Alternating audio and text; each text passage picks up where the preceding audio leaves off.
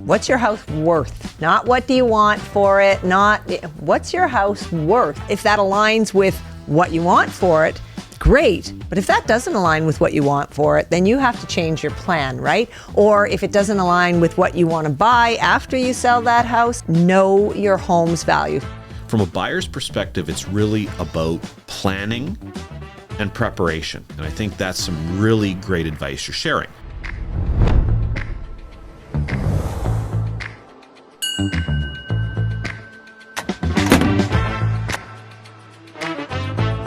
Welcome to Meaningful Moves. I'm Todd Hilton and I am Andrea Hilton. And I'm Anthony Field.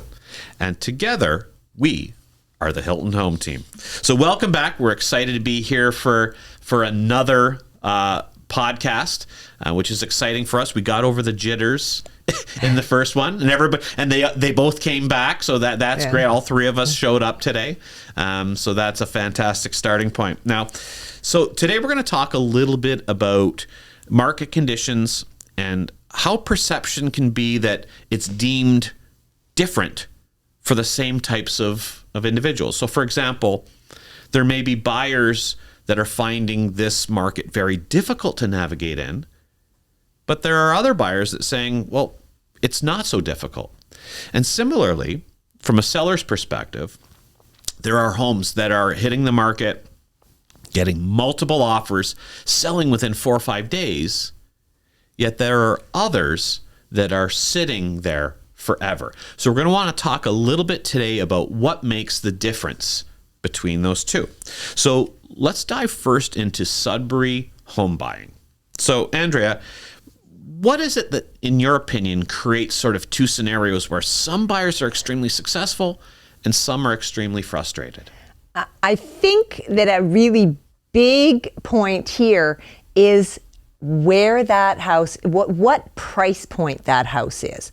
In Sudbury, the market for first-time buyers or secondary homes that are at a slightly lower price point are still really, really in demand. So those homes come on the market and they might be off the market in one day, or they may hold offers and try and get several offers for that house. Where we're seeing the higher markets, the higher price points in the market are, I wouldn't say that they are slow to the point that some of the bigger cities are, but they are a little bit more cautious. There's a few factors that come into play there.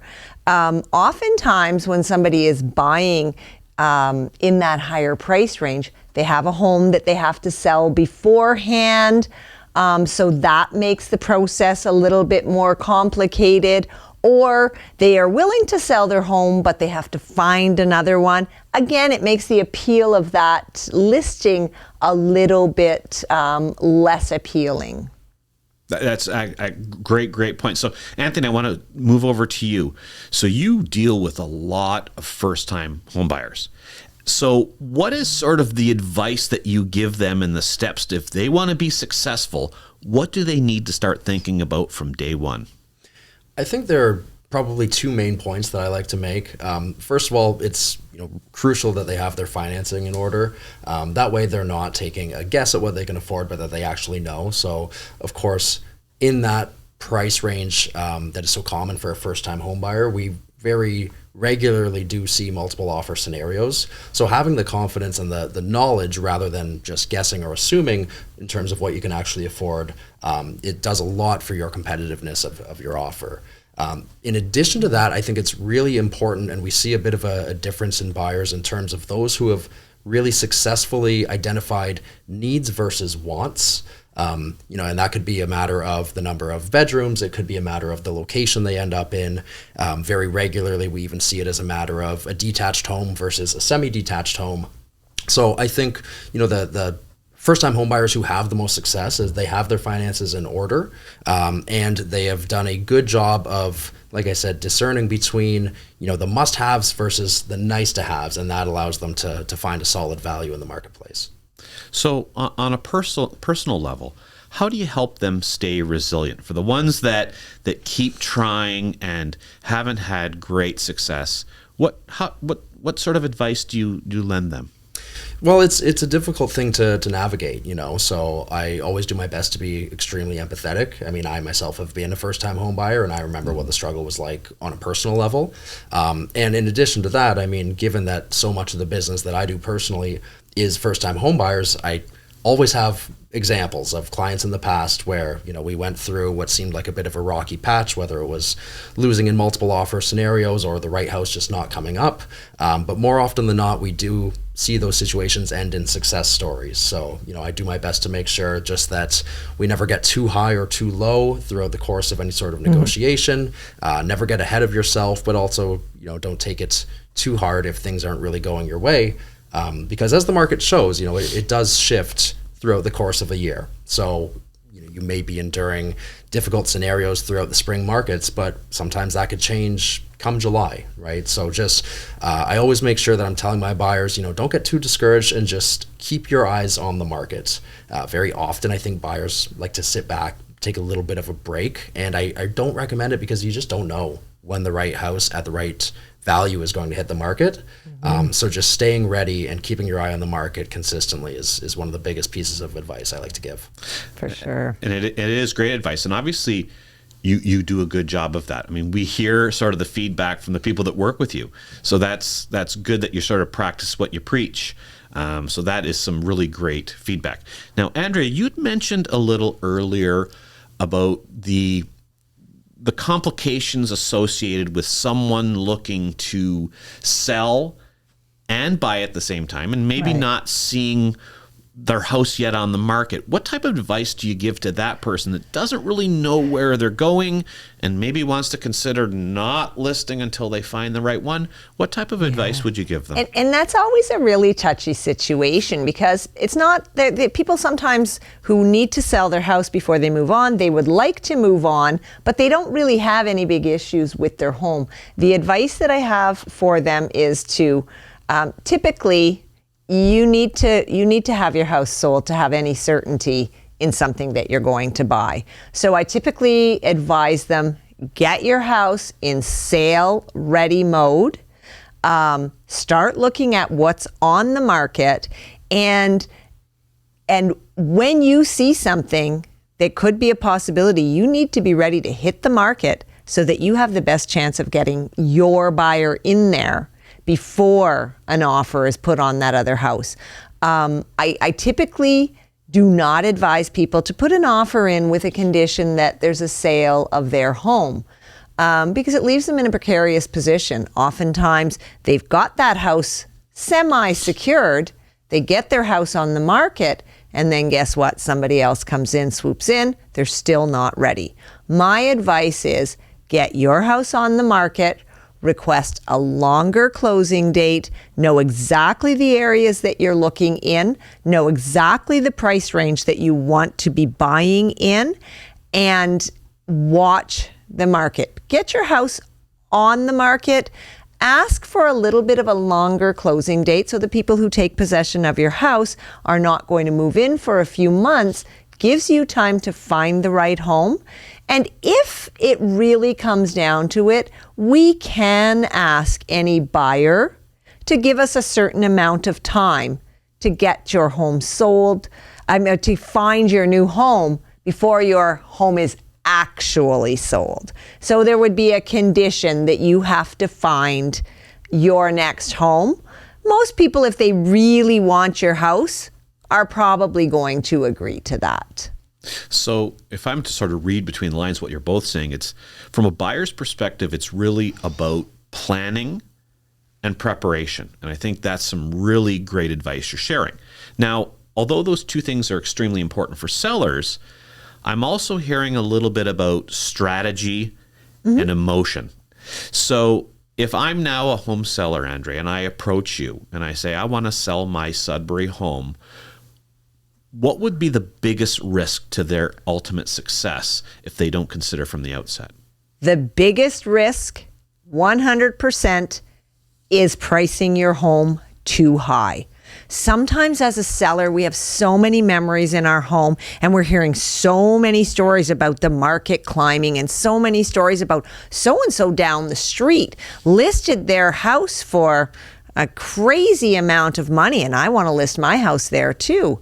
Well, listing and selling are two different things. And if you list your house too high, your house is not going to sell. There's one reason and one reason only in any market why a house does not sell. And it is price. It is priced too high. And I say this, any of my clients that watch this are going to be laughing. It is priced too high for its condition. It is priced too high for its location, or it is priced too high for the market condition. And when your house is priced too high, you're not getting people in the door and you are not getting the sale. That's one reason why houses don't sell. The other thing that often happens, if we price our house too high, maybe just slightly too high, we end up taking, ultimately at the end of the day, lower than market value because we have to negotiate something now. When you're pricing your house well within market value, you typically get a lot closer to your asking price, and that's when you have the opportunity to possibly get higher than your asking price, which would mean high end of market value or above high end of market value. So it's really about hitting the market at the right price point. They always Absolutely. talk about that first 14 days is crucial. And I mean, I just saw something recently where of our active listings, a massive amount are over sort of the 2-week threshold or even the 30-day threshold, which is unbelievable. So Anthony, let's go back to buyers. That could be an opportunity for a potential buyer. So how do you potentially utilize or help buyers utilize listings that may have been on the market too long and started out overpriced? So I like to make sure that, assuming that this home meets the criteria that my buyers are looking in, for me, it's really a matter of running the comparable sales, right? So I'll see a home and I'll regularly go through older listings to kind of look for these opportunities. And if I see something where, in terms of the age of the home, the square footage, the beds, baths, and all that line up with my buyer's price point, but the listing price is a little off and it's been on the market a certain period of time, I'll always make sure to send that directly to my buyers with the explanation that, we don't know how the sellers feel, but it certainly presents an opportunity to maybe go in and secure a home for under asking, particularly when compared to what my buyers are regularly going through in terms of multiple offer scenarios where they are, sometimes losing regularly because of the fact that they may have a condition of financing or a home inspection condition as well. Those things can be very difficult to have in a multiple offer scenario. So, I really try to let my buyers know that if they're set on those conditions or feel they need those conditions, we have a much better chance of getting an offer accepted with those conditions if the home has been sitting for a little while. You'd mentioned the detriment of overlisting your home. Another thing I need to make sure that my buyers are aware of is that just because a home's been sitting for a while doesn't necessarily mean there's something wrong with it. I mean, to Andrea's point, it could simply be a matter of price. But I see it create this sort of stigma in the minds of my buyers. When I'll send them that listing, it's instantly, well, what's wrong with it? Why hasn't it sold? Where's the red flag? What hasn't been disclosed? Versus oftentimes the reality of it is, it might just be overpriced by a few $1,000s. Exactly. And that's something we need to caution the sellers about as well. People are going to start thinking something's wrong with your house if you price it too high and nobody comes. And I mean, we would hope that sellers sort of hear a conversation like this happening. 'Cause we're inadvertently, we're looking at it from both sides. Yeah. I've asked sort of Anthony a buyer question. I've asked you a seller question. And these are real things and real conversations that we have with our clients about the exact same things that you're talking about. So I think that's some great advice from both of you. Now, another thing that we encounter in Northern Ontario, and whether it's the Sudbury market or Manitoulin, we'll sort of talk about both, is seasonality and the perceptions of a buyer or seller with regard to what is better, how to time the market. So if you have, say, for example, a Sudbury home seller in the South End or New Sudbury that wants to wait till their flowers are out in the spring and hit that spring market that they've always heard about, what advice would you give them? I always give the advice, do not wait for the spring market. in the slower times, we don't have as many houses to compete with to get sold. So right there, you've given yourself an advantage. The other thing that I see as an advantage is the buyers who are looking in the off-spring market, they are really serious. They're not just toying with the idea or saying, geez, there's a lot of houses on the market, I should check them out. The buyers that are out there looking at that time of year are serious buyers. And I don't know about you, but if I've got a product, I want to be a standout product. So your house is your product. That's going to be your standout product when there's only one of you in your neighborhood. We wait for the spring market. Sure, your flowers look great. And yes, there are more buyers, but guess what? There's more sellers.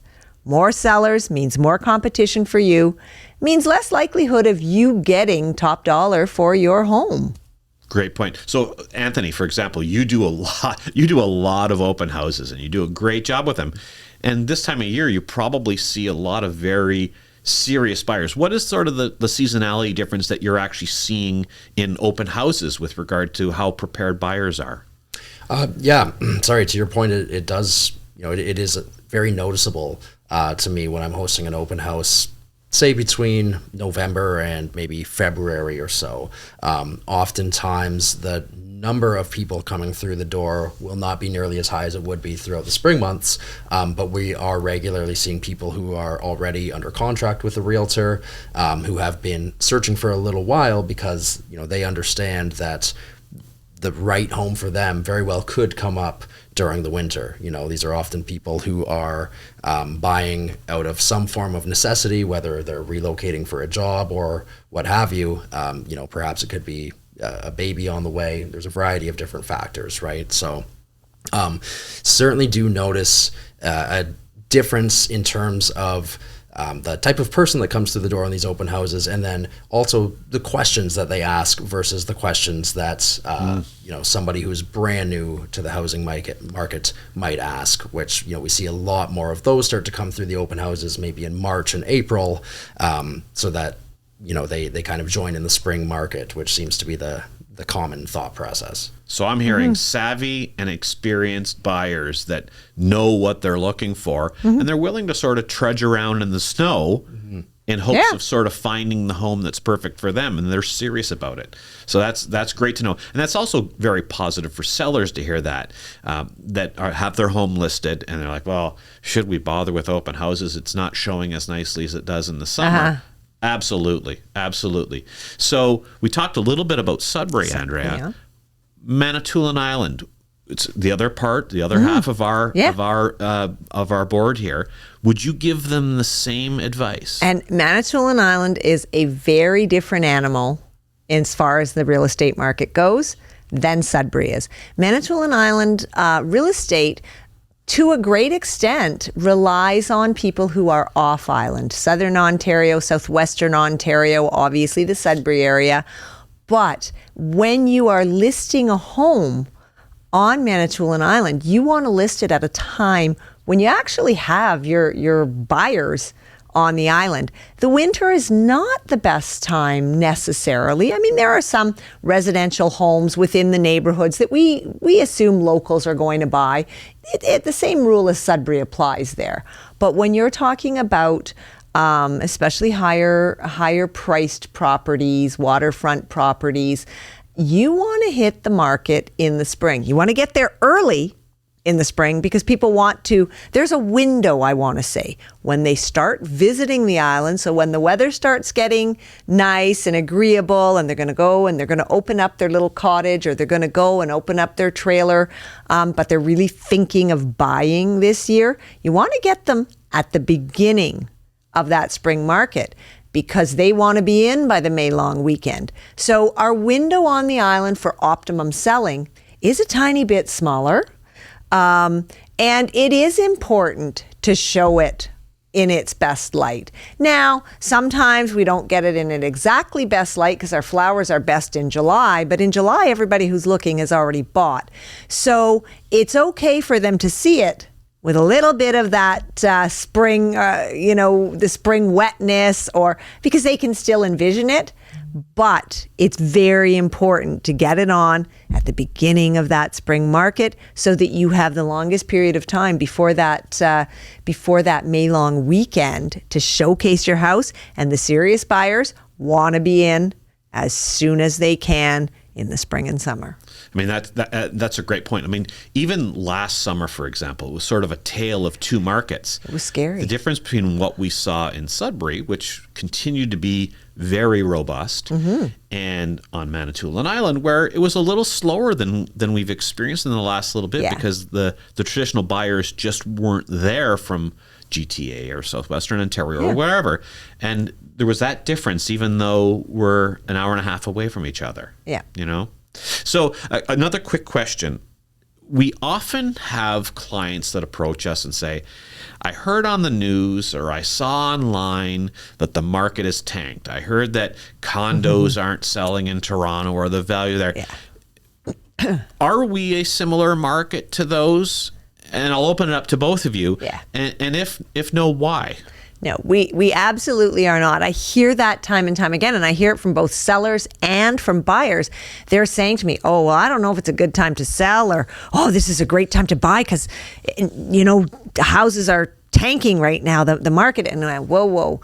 Sudbury's a very different market. We rely heavily on mining. We rely heavily on education. And those are some things that are typically markers for a strong economy. So where we're seeing people who are maybe relying on cross-border trade in the larger centers, be that Toronto, Southwestern Ontario, be that Vancouver or Montreal, that's not really where the Sudbury market sits. That's not where our economy sits. Our economy sits with mining. And yeah, there is a lot of cross-border trading in metals, but you know, we kind of have an upper hand. We have the metals here, so so that's always going to be strong in our economy. And then we've got 3 post-secondary educational institutions that is constantly bringing jobs and students to the area. So our housing market is very, very different. We are a very strong market. And I'd say we are still a seller's market in that first-time buyer bracket, and we are very balanced and maybe leaning slightly towards the seller still in the upper bracket price range. So what you're saying is sellers have the hand in both scenarios, but one skewed more in their favor than the other, but still positive for both. Yeah, still positive for both. And as far as buyers go, we are still affordable. We are still, despite us seeing the market climb. From a local perspective, like things have gone crazy. What do you mean by that?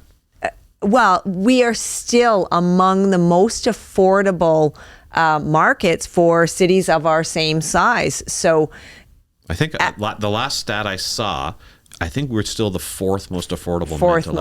I think that was the most recent update. One of them. And that fluctuates. We're always in the top 5. So we have, and we're not in a location, you know, that's being compared to us like, say, Thunder Bay might be. The job market, the accessibility to larger centers is still here. So we have a close proximity to Toronto, and we still have affordable housing. The 4th most affordable might be very minimal difference. As I said, it fluctuates from being the 2nd to the 3rd to the 4th. So we are still very, very affordable. So buyers can still afford to buy a house here. And people are working from home more and more often. So they may not be able to buy a home in Toronto where their head office is, but they only ever have to be in the office 1 or 2 days a month. So they're going to travel for that, and they're going to be able to buy a home where they may not have been able to buy a home in North York or even in Parry Sound. So, I mean, often I think people from the outside think that it's about the process of buying a house. It sounds easy, but it's really about sort of clarity and understanding what you're looking for and understanding what's happening. It's about strategy. It's about execution. And I mean, that's one of the reasons I love this business so much, is there are so many of those other elements there. And I think that's really key for people to keep in mind. So I want to do a little bit of a speed round. So Anthony, over to you first. If a first-time home buyer approached you, what's the very first tip that you would give them if you met them on the street? Get pre-approved for a mortgage immediately. Hands down, that's number one. Why? Then you know exactly what you're working with financially. That in turn may dictate what areas you're realistically able to shop in. It may dictate the size of the home you're able to bid on, and it just eliminates the guesswork. We're already looking at sometimes intense and sometimes stressful situation. We want to limit the stress for our buyers as much as we reasonably can. So having the knowledge versus a guess of what you can actually afford is going to be a massive factor in terms of successfully securing your first home. Okay. Exactly. Great advice. So same question for you. Anthony got approached on the street. Just you get approached at the curling club. And say someone says, Andrea, I want to list my house on April 15th. What's the first thing that I need to think about? First thing you need to think about is where your house sits in the market. What's your house worth? Not what do you want for it, not what's your house worth? Because if that aligns with what you want for it, great. But if that doesn't align with what you want for it, then you have to change your plan, right? Or if it doesn't align with what you want to buy after you sell that house, know your home's value. So the very first thing I say to somebody is, hey, let me come in, have a look at your house. I'm going to compare it to the homes in the area that have actually sold, and we're going to get your market value. Awesome advice. So meaningful moves do not happen by accident. They happen with strategy and execution. So on behalf of Andrea and Anthony, thank you so much for joining us. See you next time.